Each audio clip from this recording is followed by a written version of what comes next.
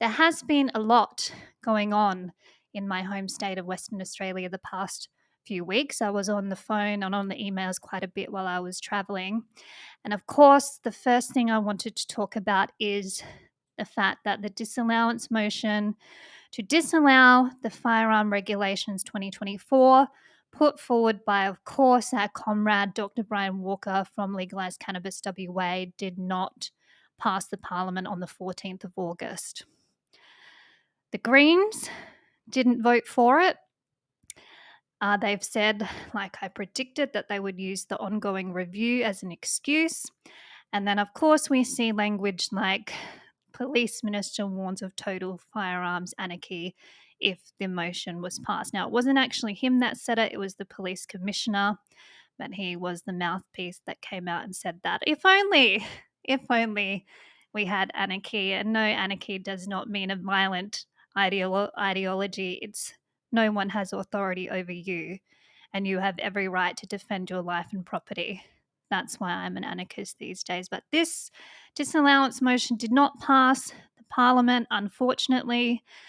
Uh, there was a protest, as that picture shows. I'll pull it up again. So they're saying about 1,000 people turned up. From my contacts on the ground, it was a lot more than that, but who knows? So to every person who stood on the right side of history and attended that protest at the front of Parliament House, I commend you. I commend you for signing the petition that Dr. Walker, of course, also tabled. I think it's the largest, if not one of the largest petitions that has ever been tabled in the West Australian Parliament. And this again follows on from the last Parliament when there was a big petition tabled in relation to the firearm laws. So we are not happy. They know that we are not happy, and the pressure continues. I also did see this in the news before. Interesting timing. That there was these images, AI images, which have been labeled deep fake. So it's interesting how we can change the language to suit our side of the story. But there was in the media negative coverage about AI deep fake videos, which the police said is misinformation, and the government is saying misinformation. So this is one of the pictures that was used of two WAPOL officers taking a firearm off a farmer, and the government is saying that this is not what's happening. But under the new laws, this is exactly what can happen when your transitional license runs out. I mean, what are they going to do if people haven't complied? This image might become a reality. So, not trying to scare anybody. I don't know what's going to happen. There have been changes. So many changes keep happening every week. There's more news out of WA in relation to this firearms regime and the pressure from the people having an effect and seeing real change. So I have heard that the review, which is going on, I'll just bring it up now. So it's the 28th of August in God's country. This review was meant to finish today, 3 months from the 28th of May. There has been no public submissions uploaded to the website. I have written a submission, quite a lengthy one, speaking on behalf of the people who have contacted me throughout the legal action campaign. That still hasn't been put up. No one's submission has been put up. I want to release mine.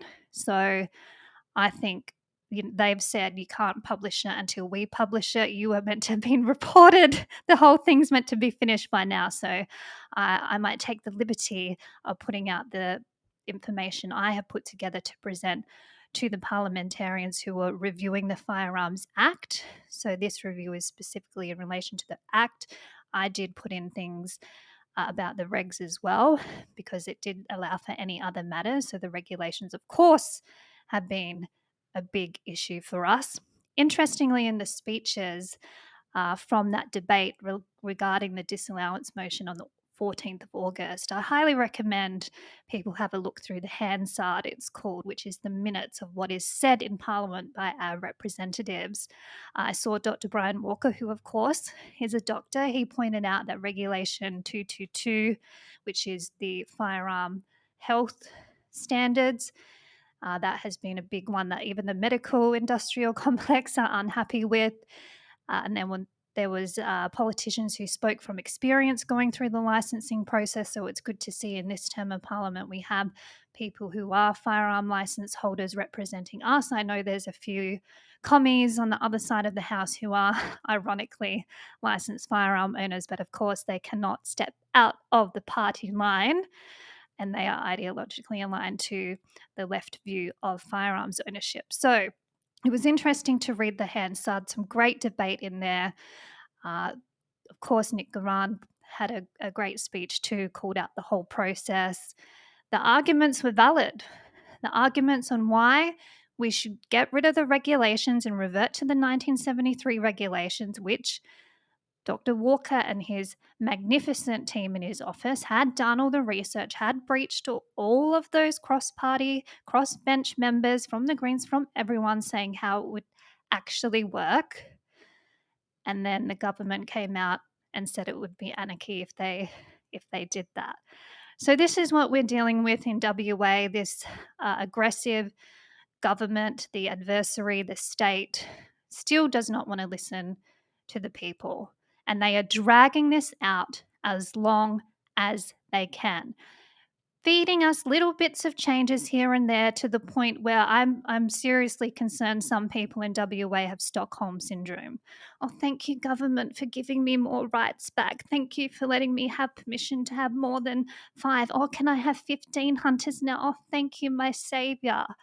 We cannot be in that mindset. This is government overreach of like I have never seen before in my 15 years working as an advocate, as a lobbyist, as a media spokesperson in the firearms fight in Australia. And I hope people, because I get a lot of comments about, oh, you were so young, or wasn't she a makeup artist? All those kinds of comments, or lady luxury. I have spent 15 years working purely in the firearms fight. The SSAA National in the head office, going to Canberra, meeting with the politicians there, lobbying politicians, holding the line. Then I went and worked for Senator David Leyonhjelm, the most pro-gun politician we've ever had, who gets it on the principle. Then I worked for Aaron Stonehouse, a Liberal Democrat in the Upper House in Western Australia, moved across the country, was his firearms advisor, handled a lot of the complaints and issues that were raised during those early 2020 years when they closed the gun shops. Do people remember that? I do. I was in W at the time. And the dealers and the rangers, all of that mess. Then I went on and worked for the government in a government department, which was funded by the industry, by the way, not a taxpayer-funded organisation as part of the government. It was the NOPSEMA, if people know what that is, the oil and gas regulator. So got more information on how government actually works, what review processes look like. That was my job, senior policy advisor, which looked at reforming, reviewing the laws in relation to oil and gas. And then I went across to Victoria and worked for David Limbrick and Tim Quilty, Libertarian politicians there for their state election, where I also was their firearms advisor and had connections there with the gun groups in Victoria. And then back to Perth when I had to go back and work up a makeup counter because I couldn't get a job after my Senate campaign in 2022 for running on gun rights. So this is just my history for those of you who are looking at me thinking, who is she? What is she talking about? I also grew up in a hunting culture with my father in outback South Australia and became a pistol shooter in my own right when I was an adult and won a couple of pistol competition club shoots in Adelaide back in the day. So I've been in this fight for a long time. And what I saw and what I continue to see in Western Australia with the whole process, the whole system, the whole regime, and the whole culture of the shooting organisations, contrasting it to what I see over here in the United States, it is worlds apart. And some Australians might be thinking, good, I'm glad it's worlds apart. We are so much safer because of our gun laws. I'm an NPC. We have a right given from God or inalienable rights, whatever you want to call it, whatever you believe in. We have a right to life, and that right extends to defending our life. And that is why I am so passionate about the firearms fight. Also, because I understand why they're needed for farming. I grew up in a farming community. I also understand why it's outrageous, offensive, and it's government overreach to limit the number of people you can have hunt on your own land. When I told Americans this when I was at the gun show, that the American mind cannot comprehend that it has gone that far, so authoritarian in Australia to this point. And they also said to me, "Did you guys have some kind of big gun crime in WA? Why are they doing this?" No, this is a government who had absolute power during the pandemic years, were re-elected again because of the population of WA, like Mark from Mark and Sam says. Democracy is the majority of the people governing over the minority.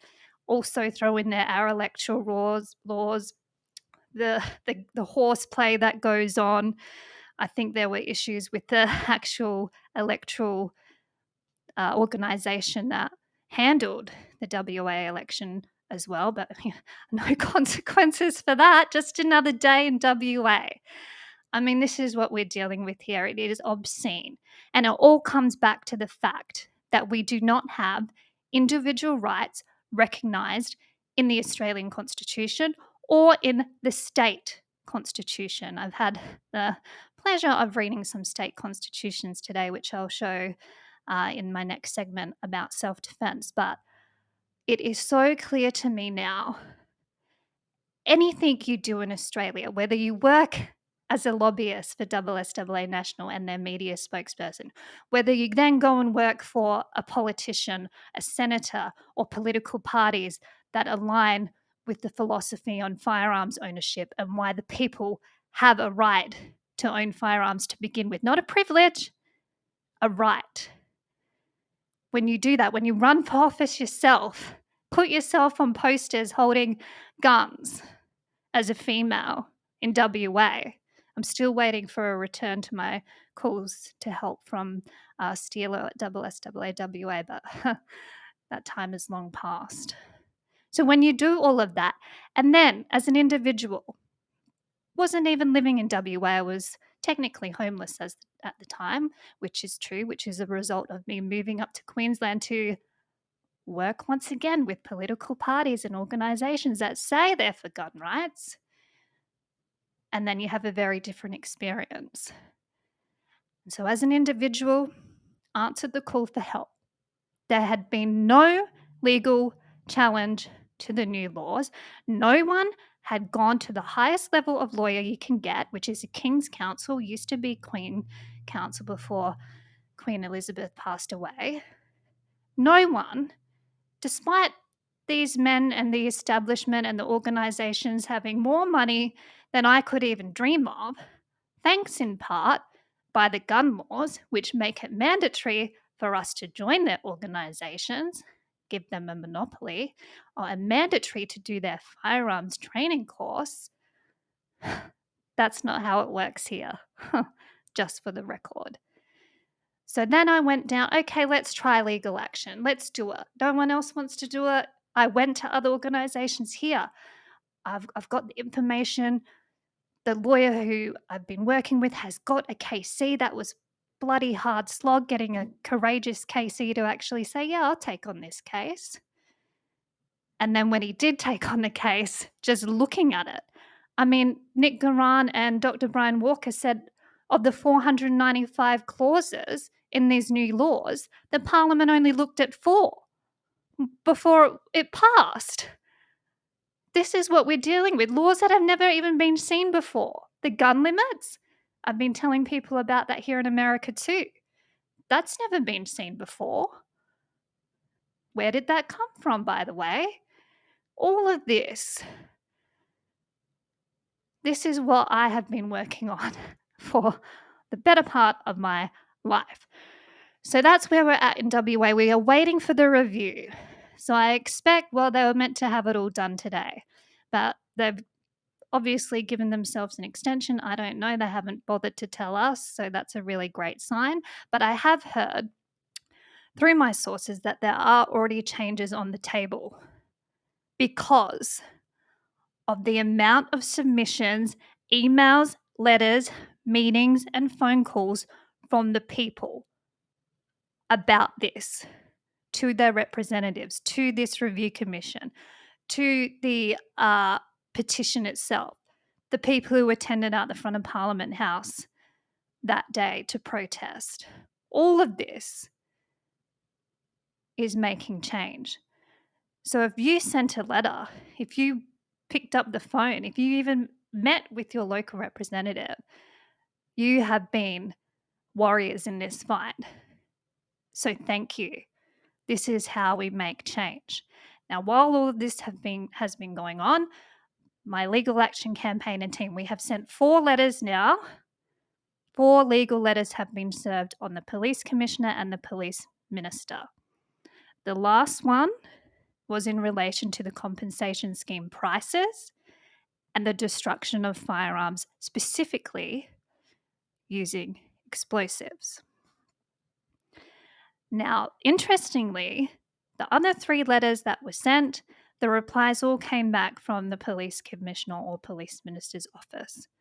This letter, however, that I've received has come from the state solicitor's office, which are the lawyers who sell their soul to represent the state against the people. Not sure if I'm allowed to say that, but this is the amount of disdain I have for these people. And the other thing is, we do not have individual rights in Australia. So we are fighting with nothing to fall back on except precedents in this case, or maybe it's this reason, or maybe we can try this. The KC has been so incredible at coming up with all these ways that we can challenge various aspects of these laws. And the list keeps growing because people, you keep sending me stuff, I keep filing it, I keep passing it on. The amount of information I have gathered since January when I kicked this thing off has just been incredible. This is history, and this is why I talk about it, because I'm a journalist. I'm not a lawyer, I'm not a lobbyist, I'm not a politician. I'm an independent journalist who stands for gun rights for my people. Simple as that. So this, I'll just show you here. This was part of their response from the state solicitor's office. And their letter was quite long, but I'm just showing this part because this stood out to me like dog's balls. So in relation to, we asked very, very, very specific questions. How did you come up with the prices? On what basis is this? In Queensland, for example, buyback prices are in law, how they go about doing this. New Zealand too. There are laws around things like taking private property off of people. You can't rip them off. I mean, that should just be the basis. You shouldn't be taking private property off people to begin with, but some Australians still aren't there yet. So this was in response to how did you come up with those figures? And they have said the payments available under buyback. Oh, I hate that word. You cannot buy back something you never owned in the first place. I'll say it again for those in the back. Were determined following industry consultation where appropriate and are considered by government to be fair, reasonable, and equitable. I just want to read that part again. Were determined following industry consultation where appropriate. Now, to me, that is the big line. So they're saying they consulted with the gun industry on the prices in that outrageous table of prices, ripping people off. And then they go on to say, it can be appreciated that not every person who holds firearms for which a buyback is available will be satisfied by the payment amount being offered under the buyback. However, surrender of firearms under any such buyback is entirely voluntary, because my lawyers are making the case, well, it's not. You've said we can only have up to 5 or 10. You're saying we can only have it for this purpose.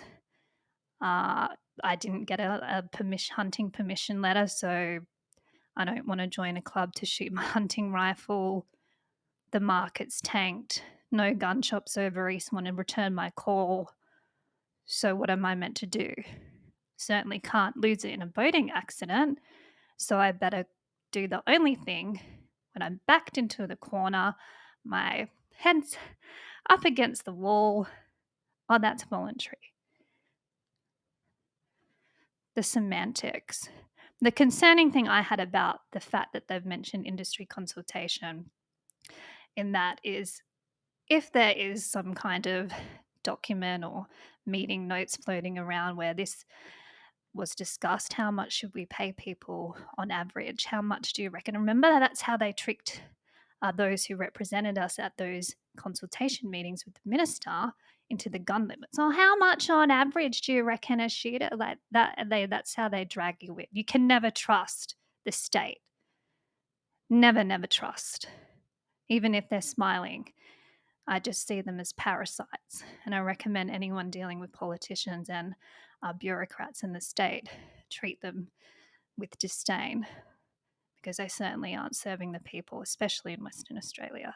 God, I'm all fired up today. I apologise if people are getting a bit taken aback, but it's been a while since I've had a rant and a chat, so I'm just giving you everything I can. I am a bit under the weather too. I chucked on this free men don't ask permission baggy shirt. I don't even have any bloody pants on. I just dragged myself out here to do this because it's been too long. So that's where we're at in Western Australia at the moment. So we received that response from the state solicitor's office. I had a meeting with the lawyers last night, the night before. I'm losing track of time.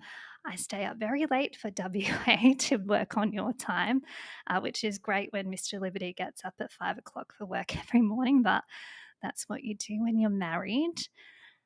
So we are now, I'm having another think about what we do next.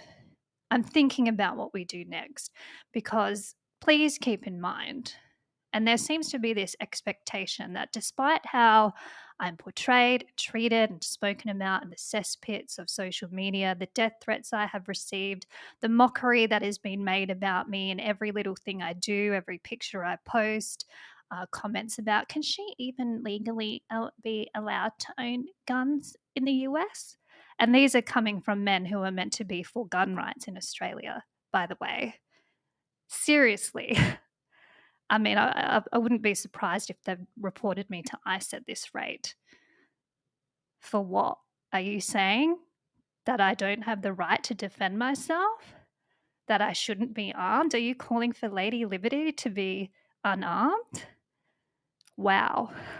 I didn't realize people could stoop that low. But when you get in this fight and you have any sign of success or advancing liberty or achievement, and if you throw in money, all bets are off, all knives are out. And it's disgusting, the culture of Australian organisations in this space. Because I don't want to be doing this. I didn't want to be doing this. I was homeless, staying at my parents' house, doing live streams from my dad's bloody gun room just to get a little bit of money from my YouTube so I could buy some food. That's what I was doing when I launched the legal action campaign. Mr. Liberty was working FIFO and mum and dad were feeding me. But that's what I did. Took on the risk, put myself as the face, dedicated myself to getting the message out, answering people's questions. I've had more than 500 emails from the people that I have been going back and forth with since January. And I apologize, there was a time I couldn't even open them because of some of the vile things that were sent to me, because of the negative media coverage that started from that shooting YouTube channel and spread like a plague into the wank Australian media. I did not sign up for that. I did not realize that would be the price I would pay for trying to help my people in WA, which has always been about. It has always been about that for me. Holding the state to account. My enemy is not any of the people in the shooting organisations. I know most of them. I actually think they're genuine good blokes. I would love to have a beer with them on a personal level. Great. that as soon as you do something they don't like, as soon as you're against the establishment and going, well, hang on, you're actually benefiting from the laws here, but it means it costs us more to have a license. Are you standing up for the individual? Like, what's going on? And that's where I feel like I've played a role, and that is my part. I don't want to be a puppet for anyone. I don't want to be wheeling and dealing with politicians like, we'll take those rights that we don't have off the people and you get this. Yeah, great. Oh, it's disgusting. I honestly cannot stand it anymore. I cannot stand it anymore. The complicity, which is almost corrupt now in Australia, but it's not corrupt because it's legal. That's how they get ya. The whole system that we are up against. And that's why we see the state. Who's the enemy here? Like I was saying before, the state is the enemy, the adversary. And from my King's Council's letter of opinion, a very, very big one at that. The resources are money printing machine. This is what because my name is on the letters, our client, Kate Fantanell. This is me who's taken on the risk, thankfully funded by the people. Otherwise, I would be bankrupt by now. This is the risk that I have taken on. But honestly, at this point in time, I am looking at the battlefield in WA and it is changing daily. And from what I have heard, the review, which we should hear today, what the bloody hell is going on. Are you asking for an extension or you just get to blow past the deadline? You don't even have to ask permission anymore. Which wouldn't surprise me, to be honest. Rules for thee, not for me. But I have heard there is going to be more changes to the regulations and the act because of everything, and the ongoing pressure from the people. I cannot stress that enough. So please, whatever you're doing, I don't go on Facebook anymore because if I do, I wouldn't still be sitting here. It does get quite a bit draining to see some of the things that are said about you when you're just trying to help your people. But everything that you are doing, please keep going because we have already seen changes. Remember the position we were in back in March. Remember? And look how far we've come. And we still have a long way to go. Like I said, 4 years of this new government, this review, who knows how long it will take. So this is a long fight.